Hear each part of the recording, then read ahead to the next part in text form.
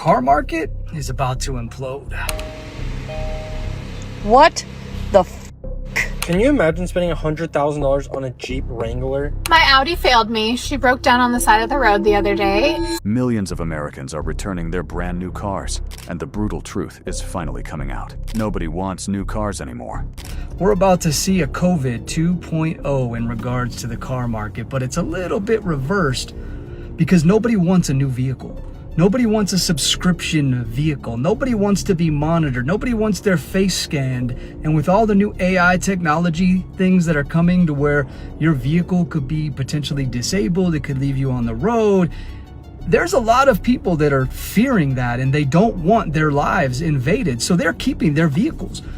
Not only that, but they are not able to afford car payments anymore with interest rates.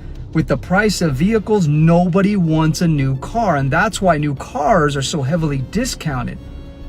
If you have an older vehicle, 25, 10 years old, hang on to it, ride it till the wheels fall off or close to, because these dealers are going to be offering, and they are offering you top dollar paid for your vehicle. And when you do sell it, I wouldn't buy anything brand new with all this subscription technology. I would buy another used one.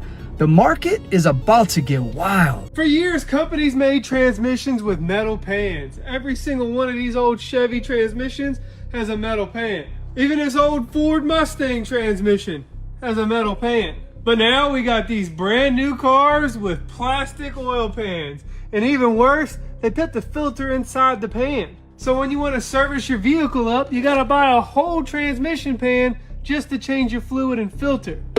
Every single time. And just because it's plastic doesn't mean it's cheap. These oil pans cost nearly $200 brand new. And not only that, these transmissions now take special fluid that sells for nearly $16 to $18 a quart. Just a few years ago, changing your transmission fluid and filter cost nearly $200. And now, this job is over $800 because of the fluid and because we gotta buy the stupid plastic oil pans. A 2025 GMC Sierra Denali completely died on the interstate with no power. I have a 2500 Sierra Denali Ultimate. It's a 2025. Yesterday, I was driving down the interstate. Power went off. Complete dead. Truck unresponsive. No power steering. No power.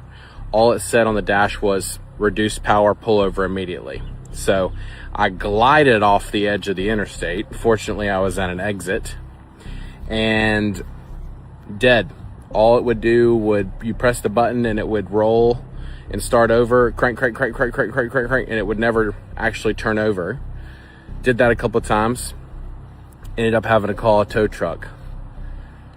Paid $170 to have it towed to the dealership for them to tell me it's a power control module for the fuel pump. Apparently this is happening with a lot of GM vehicles. So if this happens to you, try to save yourself some money. Tell them what's going on. Unfortunately, I haven't found a way to crank it. Apparently it's 2 wires and a bolt near the fuel tank. I haven't gotten down there to figure it out. But yeah, I don't know what's going on, GMC. This is all over the internet. You guys got to fix this stuff. I'm tagging them in this post so that they see it. If you're in the market for a newer used SUV, I would not recommend the newer GM Yukons or Tahoes. The transmission went out before 10,000 miles. We bought an extended warranty through the bank. We caught hell trying to get the transmission done. Now they gave us a $3,500 budget to find a motor. Y'all find me a motor I can buy for $3,500 for a 2021 Yukon Denali 6.2 liter. Absolutely ridiculous. What a joke. My Audi failed me. She broke down on the side of the road the other day, and it's really sad because that was my dream car. Unfortunately, this Audi gave me so much trouble, even for being a new car, and I think I'm just traumatized.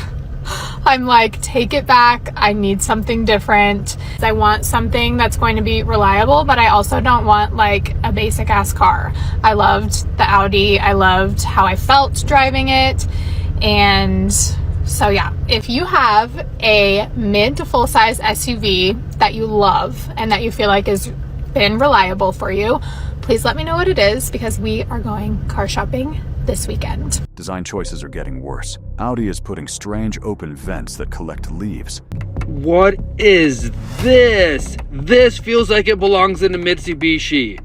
What the frick, Audi? Could Audi be a little more innovative than this? I'm not sure how I feel about these opened envelope vents. I'm sure there's a better way to do that. How many leaves are gonna get stuck down there? That's not a hatch. I guess for the life of me thought that whole thing was gonna go up, and I even saw that there.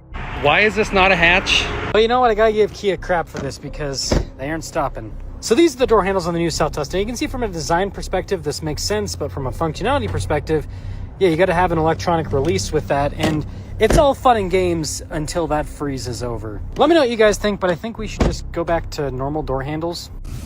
Am I just an idiot and I can't figure out like how to get my car in neutral? Like I want to go through a car wash, and that's park, drive, reverse, like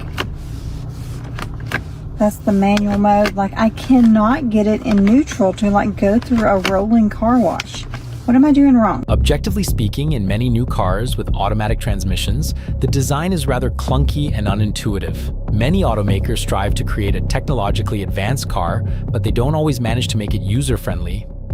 Prices have gone completely insane. People are being asked to spend $100,000 on a Ford Bronco Raptor that still has manual seats and soft plastic that scratches easily. $100,000 on a Ford Bronco? I think this is where Ford messed up. The Bronco, right, Raptor, is in a weird niche, right? It's $100,000. You still get manual seats all the way around, which is crazy. You get the vinyl floor, so it's easier to clean. Everything's plastic and vinyl, so it's easy to clean off. Problem is, this stuff scratches so easily. So if it's an off-road vehicle, why should this scratch up easy? Shouldn't this be very hard to scratch? And then everything else is basically just a regular Ford Bronco, right? There's nothing crazy going on that's much different than the regular Bronco. But I think the biggest issue is for $100,000, it has the same engine in a Ford Ranger Raptor that you can get for 55 grand. So I think that's where Ford needs to maybe have put the supercharged V8 in it, and I think maybe that would have made the difference. I get it's got a fun suspension setup, but so does the Ford Ranger Raptor. So would you spend $100K for this? Can you imagine spending $100,000 on a Jeep Wrangler? Oh, I'm sorry. It's actually going to be $102,000. That's wicked.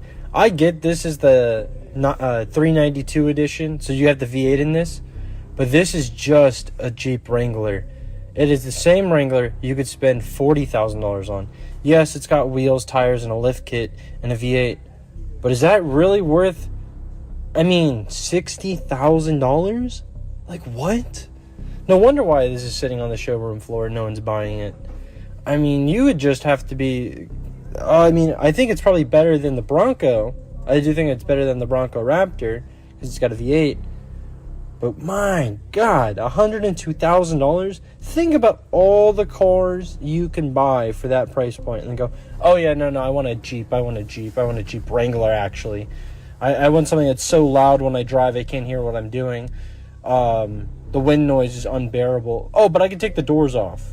Old cars are proving better than new ones. A first-generation BMW X5 with analog gauges and simple controls feels far superior to the new 2027 model full of screens and holograms. Guys, what happened? This is the first-generation X5, and this one's brand new. It's never been sold. Plus, come check this out. This is a super rare one, the 4.6 IS, the precursor to the X5M. And this is a new X5 for 2027, been fully redesigned. It's got the new vertical grills, the X's in the headlights, and you can now get it with 23-inch wheels. The old X5 has a conventional shifter for the 5-speed automatic. It's got a screen for navigation, a beautiful 3-spoke steering wheel, and check out those analog gauges. It doesn't get any better. The new X5 has a passenger screen, a 17.9-inch main screen, this crazy hologram across the dashboard for important information, and a 2-spoke steering wheel that looks something straight out of Tron. I'm starting to realize how good old cars are. Growing up, I was taught old cars bad, old cars break, old cars junk. But now after having so many new cars and now having so many old cars, I just love having the buttons and knobs. My brother's new truck does not have a physical switch for the light. It's actually in the screen right here in his new truck. Buttons, knobs, buttons, and knobs. This 1994 Toyota Camry, 31 years old. But guess what? Every single thing in this car works. Again, buttons, knobs, switches, everything is just simplistic. Car is not dictated by the radio. The massive screen doesn't ruin the car. It's analog gauges. Look at how silly, even in my new Jeep, how massive that screen, how obnoxious it is. That screen's not going to last 30 years. I don't care what brand it is. The Mach-E over here doesn't even have a physical door handle.